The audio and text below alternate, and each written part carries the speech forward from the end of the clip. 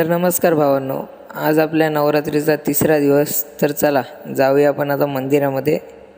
मंदिरात पोहोचलो न सगळे बाबा मंडळी बाहेरच बसलेत. आज मंदिरामध्ये शिवव्याख्यान आहे, तर सगळे बघा एकदम टायमावर येऊन बसलेत.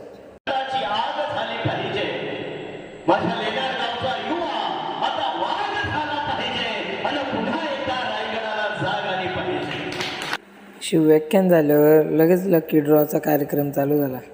त्याच्यामध्ये 13 नंबरची चिठ्ठी लागली.